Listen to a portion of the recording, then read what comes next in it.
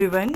Today I'm here with a very important presentation on pedagogy of environment studies. Environmental studies is actually a subject which combines EVS, which is the study about environment, as well as the social science subject which we study in our later classes. Okay, so till class 5 we are using this subject as a combination, and we are giving this a name which is environmental studies. Okay, so today I am here with this presentation because it is a very important subject in the primary classes, which is classes 1 to 5, and here I am with some interesting teaching aids which you can use while teaching environmental studies. I will try to be bilingual in the later presentation so that both the language speakers must understand the outline and the concept of this presentation. Okay, so let's move forward. यहाँ पर आप देख सकते हैं, you can see here that I have taken the pictures of the school walls. Okay, जो school की दीवारें होती हैं उनकी पिक्चर्स मैंने यहाँ पर ली हैं. आप देख सकते हो कि जो स्कूल का एनवायरनमेंट है, जो स्कूल का स्पेस है, that space itself is a very good teaching learning aid. Okay, आप बहुत सारी इन्फॉर्मेशन, बहुत सारी नॉलेज जो स्कूल का स्पेस अवेलेबल है उसकी दीवारों से बच्चों को दे सकते हो. ओके, आप बता सकते हो जो भी आपके स्पेस में अवेलेबल है. यहाँ पर जो पिक्चर्स हैं वो राष्ट्रगीत के बारे में बता रही है बच्चों को. ठीक है, राष्ट्रगान भी इस तरीके से कहीं लिखा होगा. राष्ट्रीय प्रतीक के बारे में पिक्चर्स लगी हुई है यहाँ पर. ठीक है, जो कि नेशनल सिंबल्स होते हैं हमारे. और भी जो स्पेस में इंटरेस्टिंग चीज़ें हैं, पेंटिंग्स हैं, इवन पैटर्न्स हैं, वो आप बहुत सारी चीज़ें बच्चों को समझा सकते हो सिर्फ स्कूल की बिल्डिंग के through. So school building is a wonderful teaching aids. Only you need that I to see कि आप उसको कैसे एज अ रिसोर्स देख रहे हो. Being a teacher, it is very important to see that school building as a learning aid. Okay. सो आप यहाँ पर देख सकते हैं, मैंने पॉइंट्स भी चोक आउट करे हैं कि resources for pedagogy of EVS, notice on bulletin boards. अब एक तो स्कूल स्पेस है जो स्टैटिक है, जो पेंटिंग्स हैं, जो पिक्चर्स हैं वो बनी ही हुई हैं और सालों से वही रहेंगी. ठीक है, लेकिन जो बुलेटिन बोर्ड्स हैं, जो नोटिस बोर्ड्स हैं स्कूल पे, उस पर इन्फॉर्मेशन चेंज होती है. तो you can motivate your children to check out कि उस पर टाइम के साथ साथ क्या क्या चीज़ें नई नई लग रही हैं, उनका क्या रेलेवेंस है, उनका क्या मतलब है. और बच्चों की एक हेल्दी हैबिट बिल्ड कर सकते हैं कि वो नोटिस बोर्ड्स और बुलेटिन बोर्ड्स को ऑब्जर्व करना शुरू करें, देखें, पढ़ने की कोशिश करें और स्कूल स्पेस में उसका क्या रेलेवेंस है उसे समझें. BaLA is a very interesting concept which means building is a learning aid. जो मैं इतनी देर से आपको एक्सप्लेन कर रही थी एक्चुअली वही है, लेकिन जो बाला के अंडर वो बिल्डिंग को एक स्पेशल आउटलुक दिया जाता है जिसमें स्टेयर्स का, फ्लोर का, वॉल्स का, रेलिंग्स का बहुत ही इंटरेस्टिंग यूज़ किया जाता है. इसको आप अलग से गूगल कर देख सकते हैं कि कितना इंटरेस्टिंग कॉन्सेप्ट है. And every teacher must learn about that and must be aware of it कि वो है क्या. डोर्स का बहुत अच्छे से इस्तेमाल किया जाता है अंडर बाला. उसके बाद text book, obviously text book is a wonderful learning aid जो कि ट्रेडिशनली भी जाना ही जाता है. ठीक है, चार्ट्स एंड पॉटरी एक्सेट्रा. ठीक है, आप बहुत सारी इंटरेस्टिंग चीज़ें देख सकते हो कि दीवारों पर चार्ट्स लगे हैं, आप खुद भी बनवाते हो चार्ट्स, कुछ ऑलरेडी एग्जिस्ट करते हैं. तो इस तरीके से ये सब क्या है, एक बहुत इंटरेस्टिंग लर्निंग एड है. नेक्स्ट देखते हैं हम. नेक्स्ट क्या है, awareness on current issues like dengue and drawing competitions on स्वच्छ भारत अभियान. ठीक है, कुछ इवेंट्स होते रहते हैं. ठीक है, स्कूल्स में उन इवेंट्स को जो EVS से रिलेटेड है, एनवायरमेंटल स्टडीज़ से रिलेटेड हैं, उनको बच्चों को बहुत अच्छी तरीके से भी बताना चाहिए, वो अच्छी तरीके से उनको समझाना चाहिए, उनको मोटिवेट करना चाहिए. और ज़्यादा मोटिवेशन क्रिएट करने के लिए आप कुछ ड्राइंग कॉम्पिटिशन्स रख सकते हैं, कुछ क्रिएटिव पोम रेसिटेशन रख सकते हैं, और भी कुछ क्रिएटिव आइडियाज़ आप बना सकते हैं कि बच्चों को उन इश्यूज़ के बारे में बेटर अवेयरनेस हो। आप बच्चों को लेकर जा सकते हैं सोशल स्पेस में जो स्कूल के आसपास एग्जिस्ट करता है। आप अवेयरनेस प्रोग्राम बच्चों से क्रिएट करवा सकते हैं, पोस्टर मेकिंग करा सकते हैं। There are n things which you can do, only you must be very creative to find out कि आप क्या इंटरेस्टिंग करा सकते हैं कि उस चीज़ के बारे में आपके बच्चे अच्छी तरीके से एक्सपीरियंस करें, याद रखें उन चीज़ों को। आप देख सकते हैं charts were seen to be very basic resource material used for class children of class 1 and 2, but these charts were putted at height so that these were under not their reach. आप देखते हैं कि schools में जो charts हैं वो height पे लगा दिए जाते हैं just because कि वो charts safe रहें. Okay, but this is a very traditional idea जिसको change होने की बहुत ज़रूरत है. चार्ट्स हमेशा आपके बच्चों की हाइट के हिसाब से लगा होना चाहिए so that the child can go there, touch there, see there, okay. और वो अपने हाइट लेवल के हिसाब से अगर लगा होगा तो वो पिक्चर्स का व्यू भी अलग होता है, ओके। तो इट इज़ वेरी इंपॉर्टेंट कि जो भी चार्ट्स या जो भी स्टडी मटेरियल आप बच्चों के लिए पुट ऑन कर रहे हो क्लास वॉल्स पे, वो उनकी हाइट के दायरे में हो, ओके, उनकी हाइट के हिसाब से हो, so that they can easily touch, see and use that. Origami, yes, origami करने से एक तो देखिए फाइन मोटर स्किल्स पे आप बहुत अच्छे से वर्क कर सकते हैं बच्चों के। जो छोटे बच्चे होते हैं they really need to polish their fine motor skills. Fine motor skills कौन सी होती हैं? ऐसी स्किल्स जिससे बच्चे अपने हैंड्स को, अपना आईज़ को और हैंड मूवमेंट्स को अच्छे से यूज़ करते हैं। जैसे सिजर से पेपर कट करना, पेपर को बारीकी से मोड़ना, ये सारी चीज़ें आती हैं फाइन मोटर स्किल्स में। ऑरिगैमी एक तो फाइन मोटर स्किल्स बिल्ड कराने में बहुत अच्छा रोल प्ले करती है, एंड अदर देन दैट ऑरिगैमी आपके लेसन प्लान्स में एक इंटरेस्टिंग एक्टिविटी का रोल प्ले कर सकती है, जो बच्चे को उस पूरे टॉपिक से रिलेट करने में, समझने में आसानी और क्लास को इंटरेस्टिंग बनाने में हेल्प करती है, ठीक है। तो इस तरीके से ऑरिगैमी एक वंडरफुल एक्टिविटी है जिसे आप बहुत अच्छे से यूज़ कर सकते हैं। आप देख सकते हैं पॉटरी का वर्क है, स्कूल्स में होता ही है, आप डिफरेंट कॉम्पिटिशन्स कराते हैं, दिया डेकोरेशन, ओके, और इस तरीके की चीज़ें होती हैं। तो पॉटरी और पॉट जब बच्चे करते हैं या इसको डेकोरेट करते हैं या क्ले मोल्डिंग करते हैं तो उससे बच्चों को बहुत अच्छे से समझ में आता है जो हमारे कुछ ऑक्यूपेशन है इंडिया के, विच इज़ पॉटरी इटसेल्फ, ठीक है, कहाँ से आया, कैसे है, कौन सी मिट्टी की ज़रूरत पड़ती है, उस सब के बारे में आप बच्चों से बात कर सकते हो। वो प्रोफेशन, वो ट्रेडिशन कहाँ गायब होता जा रहा है, why the people are not understanding the use of that clay material and their utensils, क्या फ़ायदे थे उनके। तो एक ऑक्यूपेशन डिस्कस करने के साथ साथ मज़ेदार बनाएगा आपकी क्लास को। और जो क्ले है वो एक ऑर्गेनिक मटेरियल है और आपको बहुत सारे लेसन प्लान्स पे हेल्प कर सकता है, जहाँ आप ऑर्गेनिक और इनऑर्गेनिक चीज़ों की बात कर सकते हैं बच्चों से, ठीक है। तो आपको देखना है, आपकी क्रिएटिविटी है कि आप अपने लेसन प्लान में क्या इंक्लूड करना चाहते हैं और किस हद तक करना चाहते हैं, ओके। जैसे आप यहाँ पर देखते हैं प्लांट, देख सकते हैं जो प्लांटिंग का तरीका है, आप इसको बहुत इंटरेस्टिंगली डिवाइस कर सकते हैं। कैसे? I have observed in various schools, innovative schools, traditional schools, वो लोग क्या करते हैं, बच्चों को प्लांट्स उगाने के लिए बोलता है, बच्चे प्लांट्स उगाते हैं और रोज़ उस प्लांट को ऑब्जर्व करवाते हैं कि ओके आज क्या इसमें चेंज दिख रहा है, क्या चेंज है, एक नई लीफ आई है, फ्लावर ऐड हुआ है, उसका हाइट कितना हो गया है प्लांट का, ठीक है, कौन सी मिट्टी आपने यूज़ करी है, कितना पानी आप डाल रहे हैं, प्लांट को क्या क्या चीज़ें ज़रूरी हैं, क्या क्या चीज़ें प्लांट के लिए नेसेसरी हैं, वो सारे काम आप कर सकते हैं प्लांट्स के साथ में, और उससे एनवायरनमेंट की एक बहुत अच्छी अंडरस्टैंडिंग बच्चा आपकी क्लासरूम से लेकर निकलेगा, ओके।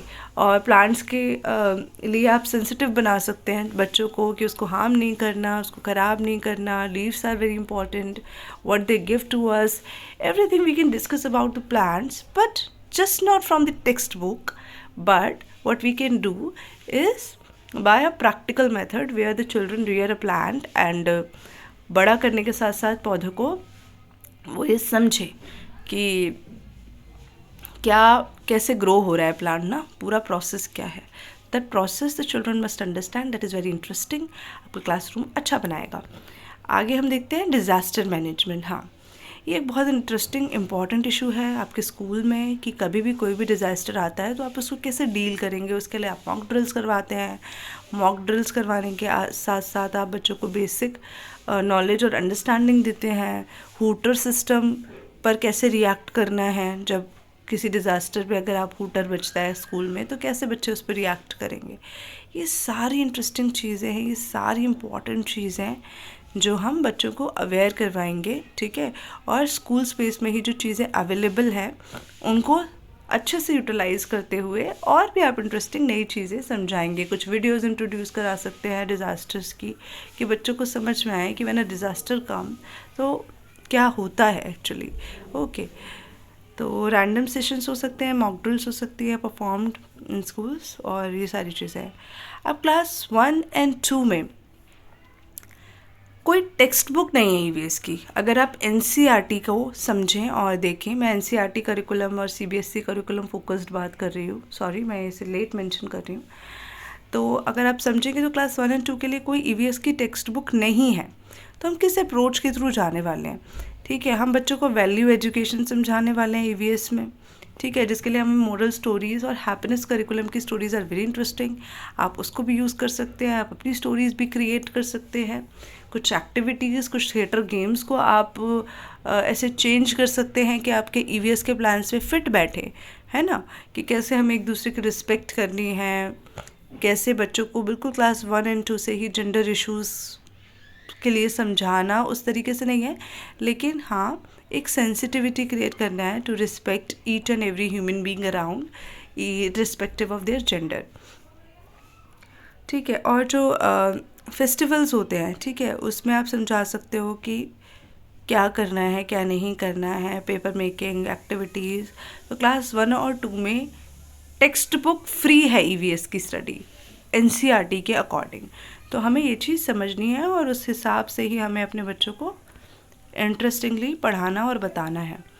क्लास 2 में आप देख सकते हैं कि जो ट्रांसपोर्ट है और ये सारी चीज़ें हैं उसके हम चार्ट्स बना सकते हैं, और डिफरेंट टाइप्स ऑफ ट्रांसपोर्ट हम बच्चों को समझा सकते हैं, एयर ट्रांसपोर्ट, रोड ट्रांसपोर्ट, और उसमें भी जो फ्यूल से चलते हैं, जो इलेक्ट्रिसिटी से चलते हैं, इस तरीके के डिफरेंट तरीके से हम बच्चों को ट्रांसपोर्टेशन का अंडरस्टैंडिंग बिल्ड कर सकते हैं, ठीक है। उसके अलावा हम बच्चों को समझा सकते हैं कि कैसे वो एक अच्छे एनवायरमेंटल ऑब्जर्वर बन सकते हैं। आप उस बच्चों के एनवायरनमेंट में जो हो रहा है, आज मौसम कैसा है, आज कोहरा कैसा था, आज धुंध थी या पोल्यूशन था, आजकल इतनी सारी चीज़ें हो रही हैं कि छोटे बच्चों को भी हम ऑब्जर्वेंट बना सकते हैं कि कैसे वो अपने आसपास का एनवायरनमेंट अच्छे से ऑब्जर्व करें, उनकी चेंजेस को समझें और उसके लिए सेंसिटिव रहें, ठीक है।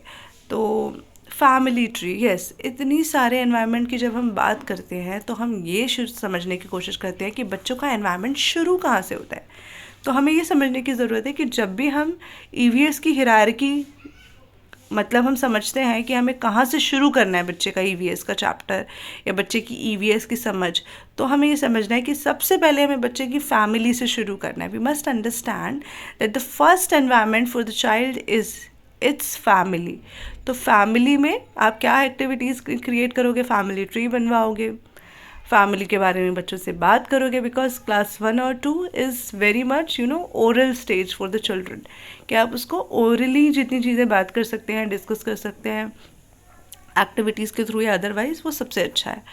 क्लास 3 में हम देखेंगे कि class 3 teacher taught about inclusive education through a chapter given in their book looking around us, ठीक है। तो क्लास 3 में जब हम आ जाते हैं तो ईवीएस की बुक इंट्रोड्यूस हो गई है, क्योंकि तो उसमें सब तरीके के इश्यूज़ हैं, जैसे इंक्लूजन एक इम्पॉर्टेंट इशू है जो कि एड्रेस किया गया है, इंक्लूसिव एजुकेशन। तो उसको कैसे एड्रेस किया गया है, उसमें चैप्टर्स डाले हुए हैं, स्टोरीज डाली हुई है on the children with special needs, ठीक है। कुछ science and children were guessing the meaning of that signs that drew them in the notebooks, okay कुछ इंटरेस्टिंग जो साइन लैंग्वेज के सिंबल्स हैं वो टीचर डिस्कस कर सकते हैं. Discuss and relate the lessons with the sessions held with their inclusive education teacher. Okay very important. Schools में आजकल इंक्लूसिव एजुकेशन के लिए एक proper special education teacher assign हो चुके हैं जिनका role very very crucial, very very important. और आप कितने ही एजुकेट हो जाएं as a teacher, you just can't replace those teachers who are properly assigned for this special cause. Okay आप उनको अपने क्लासेस में अच्छे से इंक्लूड करिए, उनके सेशंस रखवाइए बच्चों के साथ, जो उसका इफ़ेक्ट क्रिएट होगा which just can't be replaced by anyone. उसके बाद आप देख सकते हैं that the teacher made children understand that everyone is disable in some manner. Okay means यहाँ पर है कि बच्चों को ये समझाना ज़रूरी है कि हर कोई परफेक्ट तो है ही नहीं, हर किसी के साथ कोई प्रॉब्लम है और उस प्रॉब्लम को हमें रिस्पेक्ट के साथ डील करना है. उस कमी को हमें रिस्पेक्ट के साथ कैसे डील करना है, कैसे उनको इंक्लूड करना है respective of there negative things, और नॉट इवन नेगेटिव बट या that with that challenge. Teacher also discussed about the talented children and talents in them by bringing the experience of children in class. Okay, giftedness की भी बात करेंगे हम EVS में. Integrate करेंगे हम language को by discussing the meaning of difficult words. Okay, EVS कभी भी लैंग्वेज और मैथ से अलग नहीं हो सकती. ठीक है, जब हम एक प्रॉपर इंटीग्रेटेड करिकुलम की बात करते हैं तो फिर हम EVS में लैंग्वेज को अलग नहीं कर सकते. EVS से लैंग्वेज को हम अलग ही नहीं कर सकते क्योंकि EVS में भी ऐसे न्यू वर्ड्स होंगे जो बच्चे की लैंग्वेज के हिसाब से नए हैं, है ना. और उन नए वर्ड्स को हमें क्या करना है, बच्चों को समझाना है, उनकी वोकैबुलरी एनहांस करवानी है.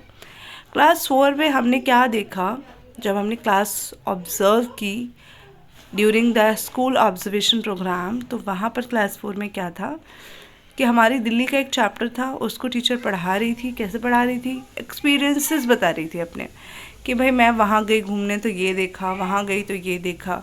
ठीक है, गाइड ने हमें ये बताई, प्रॉब्लम्स आई, ये दिक्कतें आई. तो मैंने ये ऑब्ज़र्व किया है कि आप एक टेक्स्ट बुक रीड कर रहे हो, बच्चे उतना ध्यान से नहीं सुनते. जब टीचर कहती है ना कि ये मेरे साथ ऐसा हुआ, तो बच्चों का एक अलग सेंस ऑफ ऑब्जर्वेशन अवेकन हो जाता है कि because children are very much interested in their teachers, उनकी लाइफ, उनका dressing sense, they observe their teachers a lot.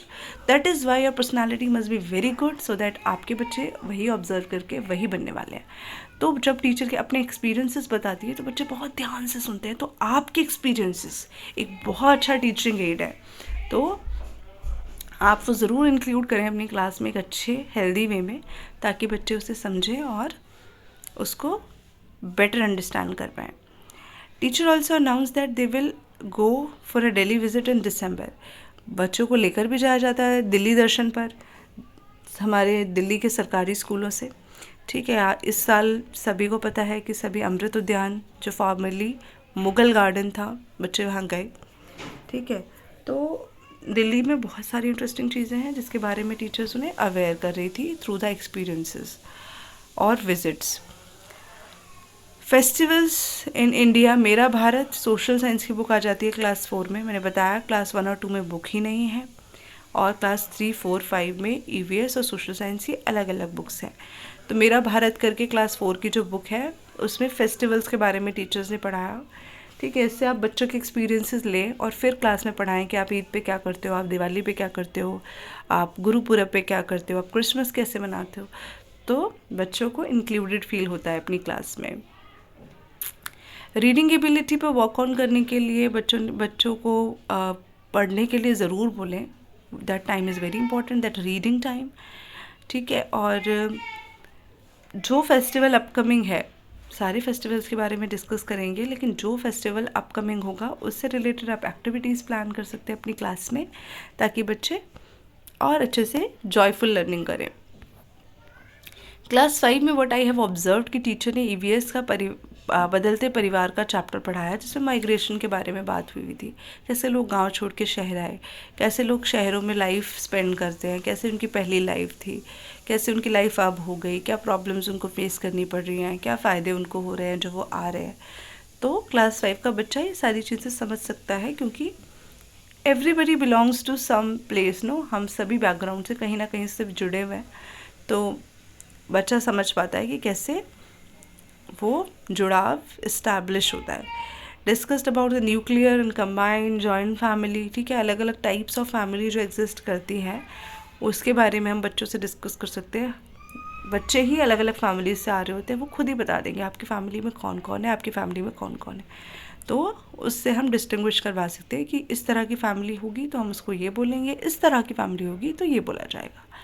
Teachers were very connected the content to the lives of the children. Okay, बच्चे बहुत ज़्यादा connect करते हैं जब अपनी खुद की लाइफ के बारे में टीचर या बच्चे बताते हैं। तो टीचर को बच्चों की जो लाइफ है, उनके एक्सपीरियंसेस हैं, उनको बहुत ही रिस्पेक्टफुली सुनना चाहिए, ठीक है, ताकि बच्चों को रिकॉग्नाइज्ड फील हो अपनी ही क्लास में। Through the chapter teacher also analyse about the emotional development of the children, कि वो कैसे अपनी फैमिली से या जिस प्लेस से वो पीछे से बिलोंग करते हैं अटैच्ड है ना। तो इमोशनल डेवलपमेंट आप एनालाइज कर सकते हो बच्चों का। Discuss concepts like how migration, birth, death, weddings affect their families and their daily routines, ठीक। किसी की डेथ हो जाती है अगर, तो आपकी लाइफ कैसे अफेक्ट हो रही है, किसी का बर्थ होता है आपकी फैमिली में तो आपकी लाइफ कैसे अफेक्ट होती है, शादियाँ कैसे होती हैं।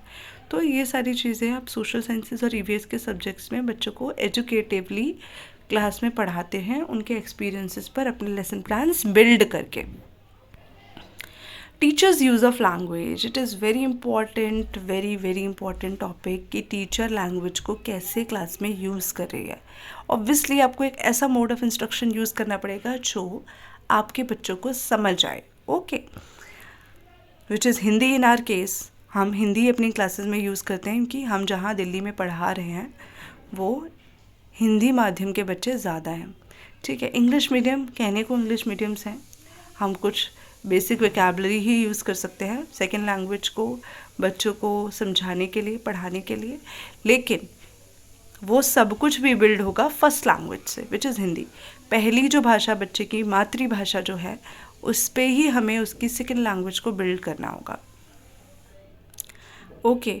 Here is a class 5 teachers use language as feedback techniques. This technique was also observed in class 2 where teacher gave opportunity to children to speak freely. ठीक है, तो बच्चों को सबसे पहले भाषा की समझ बनाने के लिए फ्रीली बोलना आना चाहिए, अपनी एक्सप्रेशन यानी बोलना, लिखना, पढ़ना वो सब बाद की चीज़ें हैं, लेकिन सबसे पहले बच्चों को अपनी भाषा को अच्छी तरीके से कॉन्फिडेंटली बोलना आना चाहिए, ठीक है। In other classrooms, teacher use of language instructional, where teacher usually give instructions and ask question to the children. ठीक है, ये एक पैसिव टेक्निक है कि आप बच्चों को इंस्ट्रक्शंस दिए जा रहे हो और बच्चे उस इंस्ट्रक्शन पे काम किए जा रहे हैं भाषा के थ्रू। तो ऐसे नहीं होना चाहिए। कुछ टास्क आप ऐसे करा सकते हो अनडाउटेडली, लेकिन मेजर क्लास ऐसी नहीं जानी चाहिए। हमेशा मल्टीपल टेक्निक्स को यूज़ करके हम अपनी क्लासेस को एनरिच बनाएंगे। Implications from NCF National Curriculum Framework 2005. It is a very important document for every teacher. अपनी ज़िंदगी में एक बार इस डॉक्यूमेंट को तसल्ली से पढ़िए, आपको हर जगह ये हेल्प करने वाला है। NCF ने इंटीग्रेट किया है, इंटीग्रेटेड अप्रोच बताई है EVS के लिए, क्लास 1 एंड 2 के लिए। Class 1 and 2 is very important for the learning of EVS पर इंटीग्रेटेड अप्रोच के साथ। हिंदी, इंग्लिश और मैथ्स को EVS से इंटीग्रेट करते हुए पढ़ाएंगे, अलग से नहीं पढ़ाएंगे। उसकी कोई अलग से हम किताब नहीं डालने वाले बच्चों के बैग्स में, okay. Then objectives specified in NCF are the teaching of EVS is not fulfilling completely as teachers were seen to be very much dependent on text book only, okay. तो ये बहुत ज़रूरी है कि टीचर्स भी text book पर depend ना हों, ओके। इसीलिए टेक्स्ट बुक रखी ही नहीं है, लेकिन टेक्स्ट बुक ना रखने का मतलब ये नहीं है कि हम बच्चों को पढ़ाने ही नहीं वाले, नहीं, हम पढ़ाएंगे, हम बताएंगे, लेकिन किताबों से नहीं।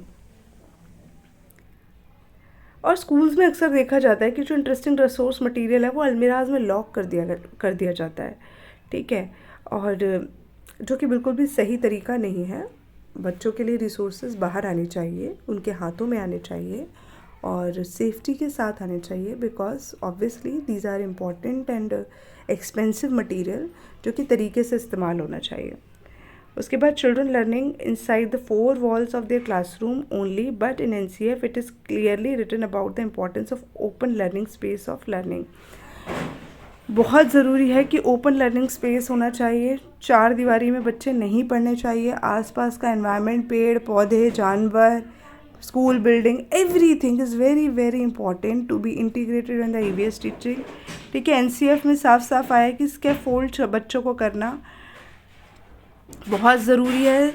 और स्कैफोल्ड मतलब करने का मतलब ये है कि बच्चों से हम ऐसे सवाल करें जो उनकी लर्निंग को बढ़ावा दें, उनकी लर्निंग को स्मूथ करें, उनकी लर्निंग को बच्चे अपने आप से लर्न करने की कोशिश करें, क्यूरियोसिटी जनरेट हो। Some teachers were seen that they were having good relation with the children as they knew well about their family backgrounds. कुछ बच्चों के बारे में तो ऑब्वियसली टीचर्स फैमिली बैकग्राउंड के बारे में जान जाती हैं, लेकिन कुछ बच्चे रह जाते हैं। जो रह रहा है उस पर ज़्यादा काम करने की ज़रूरत है, और जिसको आप जानते हो उसकी जानकारी के आधार पर नॉलेज बताने की ज़रूरत है। तो ये था एक EVS का ऑब्जर्वेशनल PPT जो दिल्ली के किसी स्कूल में मैंने ऑब्ज़र्व किया, और उसकी बेसिस पर मैंने ये PPT बनाया कि क्या चल रहा था बेसिकली स्कूल में। Okay, thank you.